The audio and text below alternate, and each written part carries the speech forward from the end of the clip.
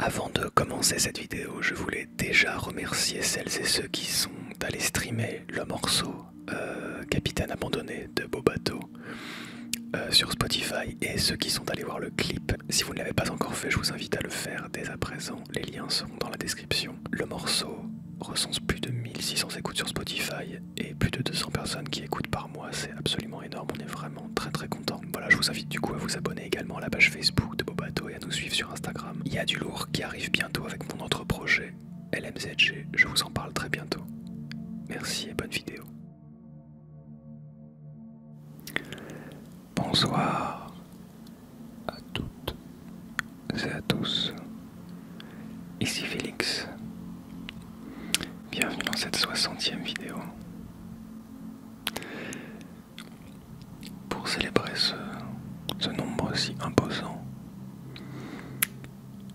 j'ai décidé de faire une vidéo en binaural.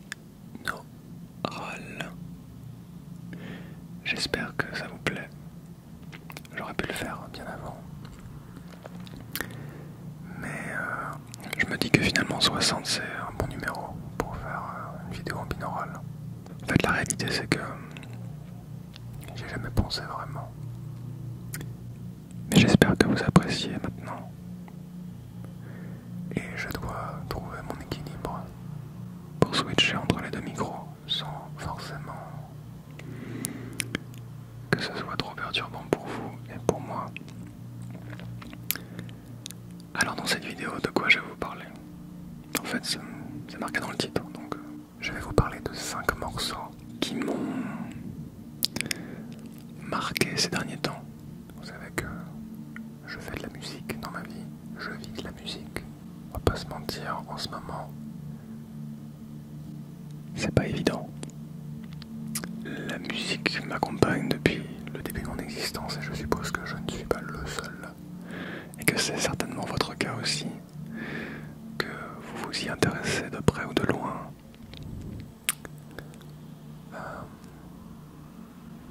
Je crois qu'on est tous influencés par la musique. La musique est quelque chose d'inévitable. Et je pense que c'est une bonne chose, contrairement à d'autres choses qui sont inévitables et dont on se passerait bien. Alors, je me suis auto-posé 3 questions auxquelles je vais essayer de répondre à ma façon, puisque ce sont des questions complètement ouvertes. Cette vidéo n'est pas du tout organisée, j'ai pas du tout écrit de chronique ou quoi que ce soit. J'ai juste noté les titres des morceaux et je me souviens à peu près des morceaux, donc je vais essayer de vous en parler comme ça, à la volée, sans trop réfléchir. Alors déjà, qu'est-ce que j'attends de la musique? Alors pour moi, cette question, quelque part, elle pose une autre question, c'est celle de l'attente.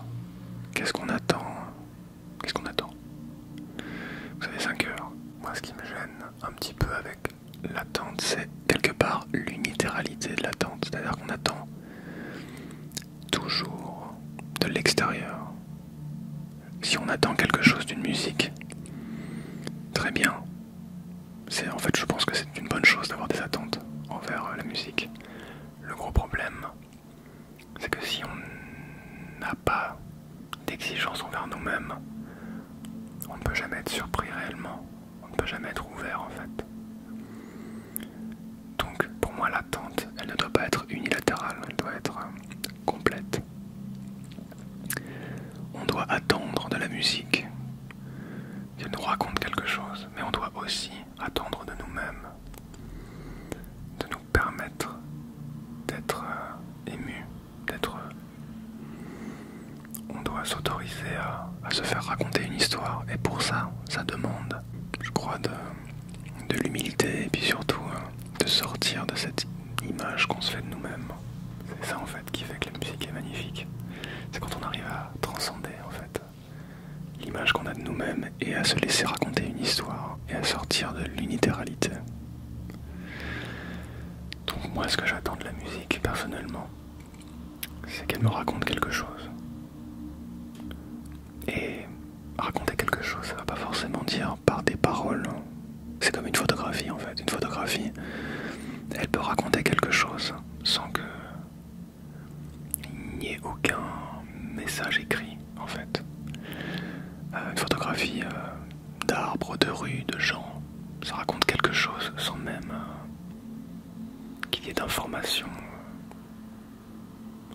intellectuelles en fait. C'est juste l'émotion qui raconte quelque chose.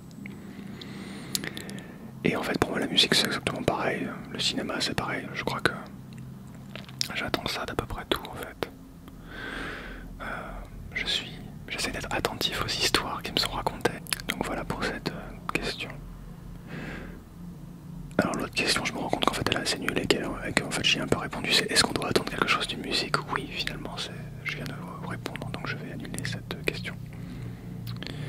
Et ça sert à quoi la musique? Je crois que j'y ai un peu répondu aussi, décidément mes autres questions sont très nulles, je les ai écrites vraiment juste avant de commencer la vidéo. Mais vous savez que je suis pas forcément un expert de l'organisation.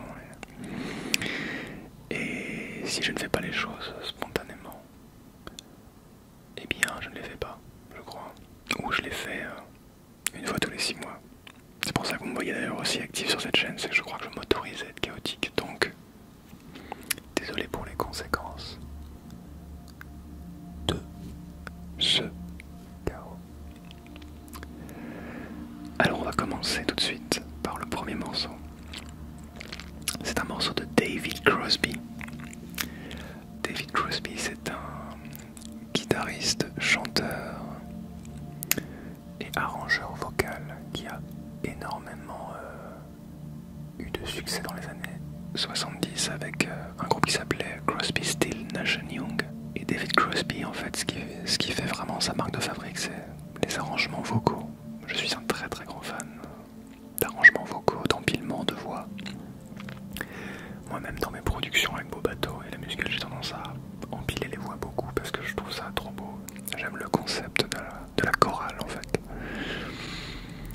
Quand j'étais enfant, je chantais dans des chorales et je trouvais vraiment que quand on écoute une quarantaine de personnes chanter ensemble, il y a vraiment quelque chose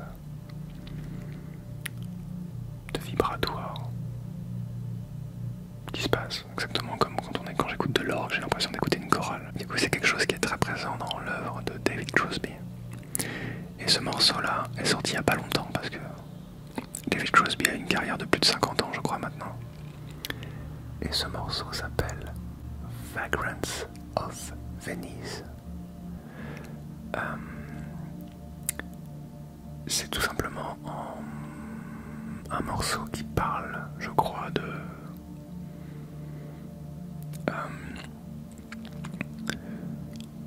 je crois que c'est un morceau qui parle simplement de pêcheurs dans un village. Ça parle de gens qui vivent de la pêche. Et finalement les paroles sont pas du tout importantes, ce qui est important c'est toute l'atmosphère en fait, c'est exactement comme ce que je vous disais par rapport à une photographie. Une photographie peut vous raconter beaucoup de choses. Et Vagrants of Venice, en gros, c'est tout ce que j'aime en fait dans la musique. Il n'y a pas de batterie dans le morceau, il n'y a pas de percussion, juste de la guitare et des voix et quelques effets cachés en fait derrière. Mis en arrière dans de la reverb en fait pour ne pas gêner le propos principal du morceau. J'aime vraiment la façon dont les parties s'enchaînent, les arpèges de la guitare qui sont délicatement entrelacés avec la voix. Et la voix de David Crosby a quelque chose de très apaisant. Parce que c'est un vieillard maintenant, il a 80 ans, je sais pas quel âge il a, il commence à être âgé. Et il continue de produire des albums. Et c'est vraiment un morceau qui me calme beaucoup. Et que je trouve très très beau et qui a à chaque refrain l'empilement des voix.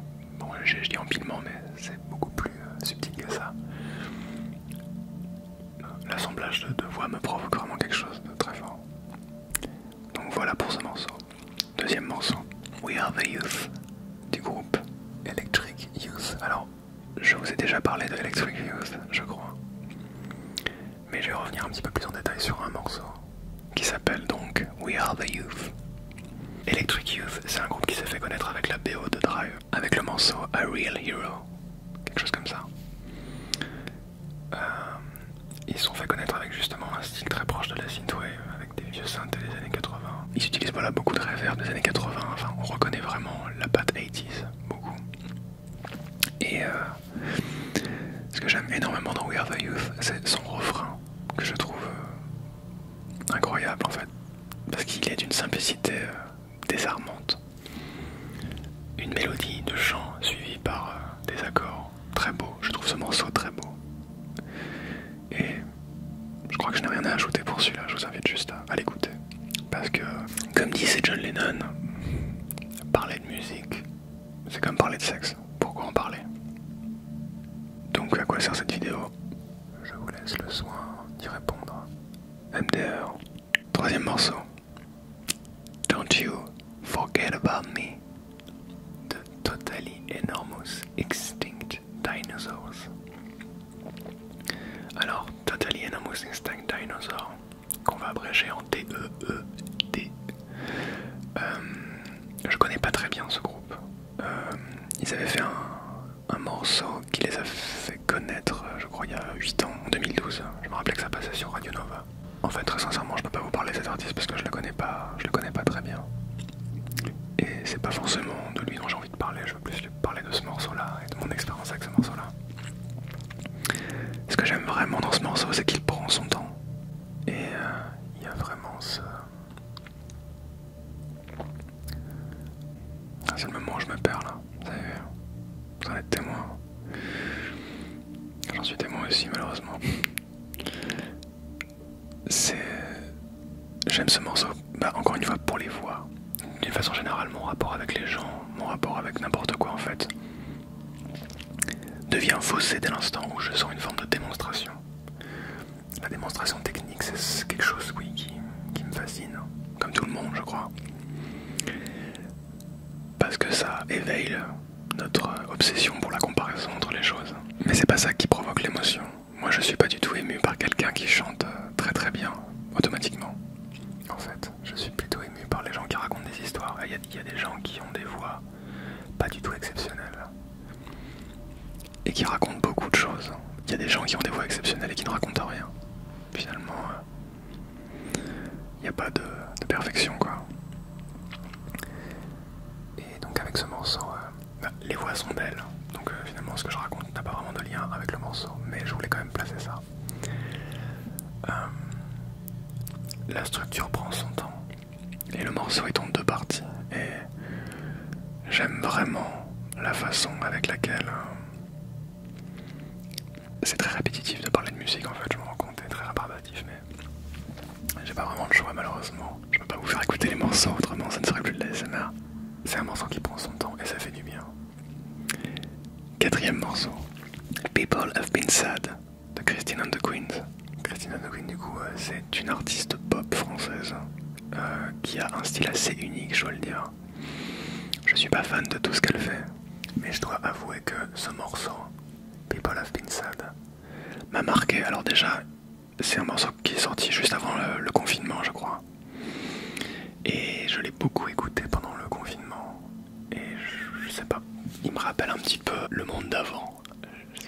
Personnellement, c'est un peu comme ça que je le perçois, inconsciemment, je crois. J'aime la simplicité de ce morceau, il y a très peu d'éléments, juste, encore une fois, des voix, un kick, une snare, une basse, et des arrangements cachés. Et des paroles qui parlent de... Je sais pas vraiment parce que c'est anglais-français, et j'avoue que je m'y suis jamais vraiment attardé. Mais je trouve que tout s'agence parfaitement.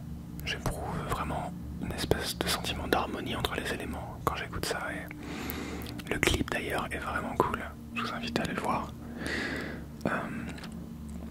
Mais en fait j'ai pas grand chose à dire sur la musique. Je me rends compte en faisant cette vidéo. C'est juste un prétexte pour faire de l'ASMR. Je cherche des prétextes pour faire de l'ASMR. Et indirectement vous faire découvrir les morceaux, mais je pourrais jamais vous faire écouter le morceau simplement en vous en parlant malheureusement. People Have Been Sad de Christine and the Queens. Ce que j'aime chez Christine and the Queens, c'est vraiment cette ce côté décomplexé avec la pop. Récemment, je crois qu'elle a été épinglée pour plagiat. Parce qu'en gros, elle a utilisé des samples qui étaient compris dans Logic Pro et en fait, elle a rien créé à part la partie de voix. Mais bref, en fait, je m'en fous.